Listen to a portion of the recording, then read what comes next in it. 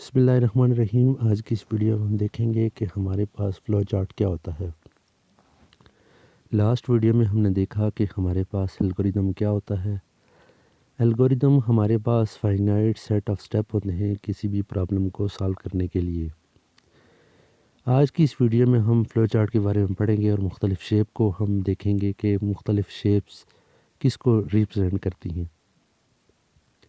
पहली जो हमारे पास सिंबल है जिसको हम कहते हैं टर्मिनल, ये एल्गोरिदम में कोई भी वैल्यू को या एल्गोरिदम को स्टार्ट करने के लिए या स्टॉप करने के लिए हम टर्मिनल का यूज़ करते हैं। दूसरी जो हमारे पास सिंबल आती है वो सिंबल हमारे पास है पैरेललोग्राम। अगर हमने किसी एल्गोरिदम में इनपुट या आउटपुट डिस्प्ले करवानी हो तो हम पैरेललोग्राम का यूज़ करते हैं। इसके बाद जो हमारे पास शेप है वो हमारे पास है रेक्टेंगल। रेक्टेंगल अगर हमने किसी भी एल्गोरिदम में अगर कोई भी अरिथमेटिक या लॉजिकल ऑपरेशन करना हो तो हम रेक्टेंगल शेप का यूज़ करते हैं। चौथी जो हमारे पास शेप आती है वो हमारे पास है डायमंड शेप। अगर किसी भी एल्गोरिदम में कोई भी डिसीजन यानी इफ़ स्टेटमेंट को यूज़ करना हो, कोई कंडीशन स्टेटमेंट को यूज़ करना हो तो हम डायमंड सिंबल का यूज़ करते हैं। अगर एक एग्जांपल से समझा जाए तो हमारे पास इफ़ स्टेटमेंट को अगर हम लेते हैं, अगर हमने 2 को चेक करना हो 2 हमारे पास इवन है या हमारे पास ऑड है तो हम कंडीशन स्टेटमेंट का यूज़ करते हैं।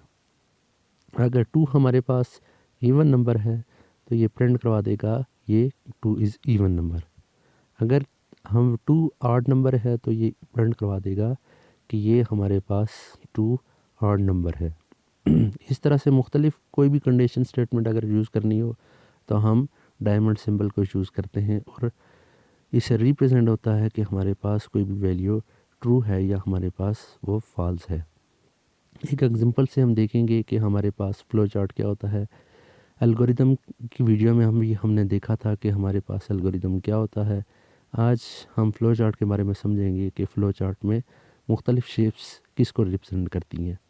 जिस तरह से हमारे पास जो टर्मिनल है वो हमने एल्गोरिदम बनाया तो टर्मिनल इस बात का को रिप्रेजेंट करती है कि कहाँ से एल्गोरिदम स्टार्ट होता है और कहाँ पर एंड हो रहा है। नेक्स्ट जो हमारे पास जो शेप है वो हमारे पास है पैरेललोग्राम। यहाँ पे हमने 2 वेरिएबल दिए, एक इंटरनल के नाम से और दूसरा हमने एक्सटर्नल के नाम से दूसरा वेरिएबल दिया। अगर हमने इंटरनल में वैल्यू 2 स्टोर करवाई और एक्सटर्नल में हमने 3 स्टोर करवाई तो नेक्स्ट स्टेप में हम क्या करेंगे, जो हमारे पास देखा था हमने कि वो जो सिंबल थी हमारे पास रेक्टेंगल की, उसको हमने कहा था कि कोई भी ऑपरेशन करना हो, अरिथमेटिक या लॉजिकल ऑपरेशन करना हो तो हम रेक्टेंगल शेप का यूज़ करते हैं। यहाँ पर हमने जो एग्जांपल ली है यहाँ पर अरिथमेटिक ऑपरेशन यूज़ किया गया है। अगर 2 वैल्यू को हमने सम करना हो तो सम करके तो हमारे पास जो वैल्यू स्टोर होगी वो टोटल वैल्यू में वेरिएबल के अंदर स्टोर होगी।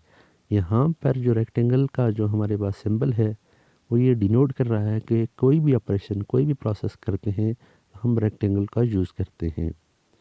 फिर नेक्स्ट स्टेप में हमारे पास फिर वही हमारे पास सिंबल आ जाती है पैरेललोग्राम, जिसमें हमारे पास इनपुट भी हम इसी सिंबल में दे सकते हैं और कोई भी वेरिएबल को डिस्प्ले अगर करवाना हो तो तब भी हम इसी सिंबल को यूज़ करते हैं। और लास्ट में हमारे पास जो एल्गोरिदम है वो स्टॉप हो गया यानी टर्मिनेट हो गया।